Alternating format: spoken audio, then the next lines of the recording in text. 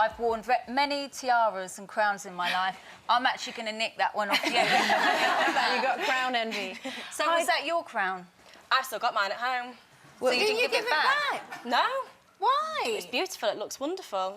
When I've worked so hard for something, why do I want to give that back? I won. have they asked you to give it back? They have, yes. And you won't give it back? No. So you do think she deserves the crown? But Deone didn't win on the night.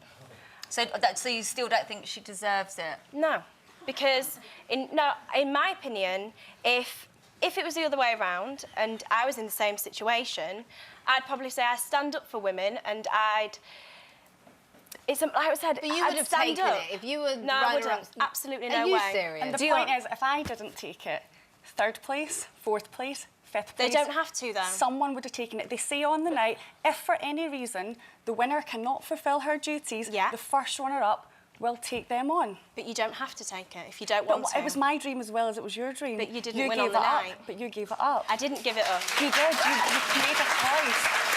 You made a choice and you gave it up. Britain, it's not always about looks, though, is it? No. What else is it? And Zara worked really hard. I would never take that away from what Zara's done. She worked so hard to gain that title, and I totally agree with that. You did all your charity work. No one has taken that away. Yeah. But afterwards, I think your views and opinions changed, maybe where you wanted to go forward in the future. Why do you think that?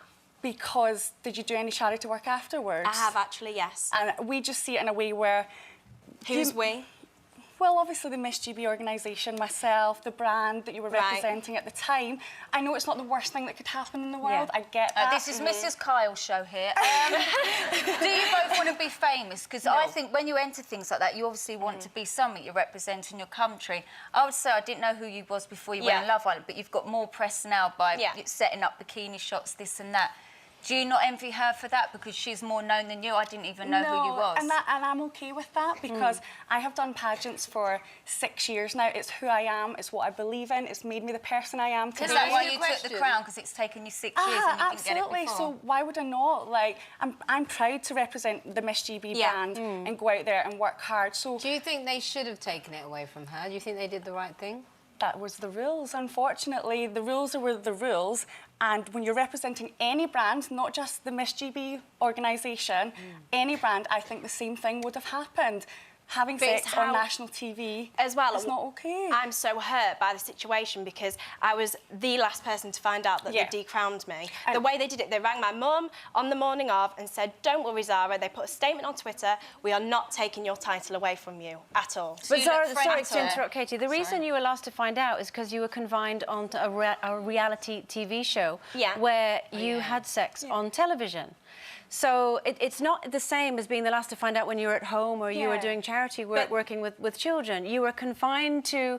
but what was the real rush? There was no real rush. There was no official duties that had to happen. There was only 2 weeks... brand to protect. There was only 2 weeks left of Love Island, and in my opinion, I've worked so hard. I've attended charity events. I've raised so much money for charity. Why not wait till next year? Why not go on Love Island next year when you're not...